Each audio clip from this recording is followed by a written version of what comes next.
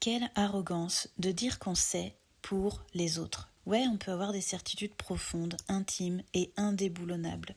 Personnellement, je sais pour moi. J'ai une vision de la vie et du spirituel claire, précise. J'ai des intuitions qui se transforment instantanément en vérité dans mon système. Je reçois des messages, je fonctionne par vibration et au feeling. J'estime même que je suis relativement bénie à ce niveau-là. Bref, je ne suis pas ce qu'on peut appeler une pragmatique pure, loin de là. Je vis dans la poésie et l'irrationnel, je vibre à l'émotion et je décide sur la base d'évidences intérieures. Mais, plot twist, je n'impose ma vérité à personne. Je suis pas là à parader en te décrivant comment se passe l'incarnation de ton âme à la naissance parce que je l'ai lu dans un bouquin et que ça m'a ému et que maintenant c'est le récit que je m'en fais. Je ne te balance pas ce qui va t'arriver après ta mort comme si j'avais assisté moi-même au processus et que je faisais partie du fonctionnariat céleste. Je ne te culpabilise pas de ne pas avoir la connaissance en te faisant miroiter l'explication du moindre des aléas de ta vie qu'on m'a moi-même fait apprendre par cœur. Je ne te dis pas que telle entité est la réponse à tes errances parce que ça a été le cas pour moi, donc finalement c'est pareil pour tout le monde, non? À quel moment est-ce qu'on perd à ce point le recul sur nos différences et l'enrichissement qu'elles nous apportent? Et surtout, pour qui on se prend sérieux? Je crois en ceci, donc la vérité est cela. Tu dois à ton tour y croire, car c'est la vérité. Je crois ceci, et si tu ne vas pas bien, c'est que tu ne crois pas pareil. Donc change tes croyances et fais comme moi. Je crois ceci, cela, et cela me rend supérieur à toi en conscience et en morale et en sagesse, et bam, bam, bam, que je frappe sur ton estime personnelle à coups de certitude. Et si tu es assez mal dans ta peau, tu vas prendre mon assurance pour le signe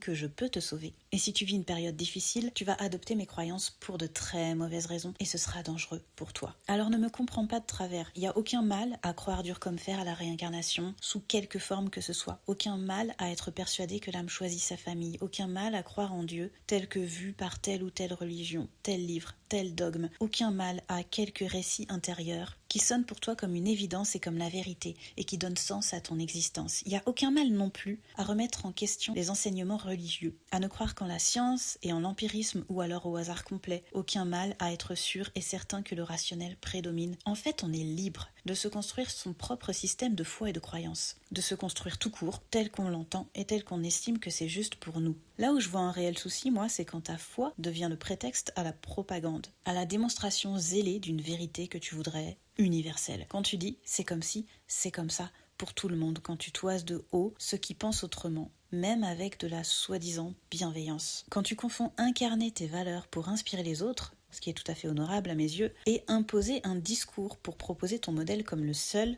valable, ce qui est tout à fait déshonorable à mes yeux. Il y a un problème quand tu te présentes comme celui qui sait et que par conséquent tu prives l'autre de sa propre quête de vérité intime, personnelle, puissante parce que basée sur son système interne à lui, solide parce que nourrie d'expériences qui lui appartiennent, et non pas d'un copier-coller d'expériences qui appartiennent à d'autres. Cette quête dont tu prives les autres, c'est la quête d'une vérité qui n'apporte pas un paquet de certitudes, mais la certitude, celle qui rime avec paix, qui n'a besoin ni de se justifier, ni de persuader l'autre, ni de se poser en messie, en prônant l'humilité et le service tout en agissant avec tout l'inverse, et sans se rendre compte de toutes les contradictions que ça comporte. Mais après ça vient nous parler de conscience. Ouais, j'ai un jugement sévère sur la manière de communiquer nos convictions. Et parce que je m'inclus dans cette exigence, j'estime que je fais partie de ceux qui seront le plus à même de t'accompagner en respectant ton individualité et ton unicité. Et puis j'ai les retours qui le prouvent. Tout ça pour amener ta voix à toi et non une pâle copie de la mienne à prendre de la hauteur. Je n'essaie pas de faire des mini-moi, je m'applique à ce que tu sois toi en grand.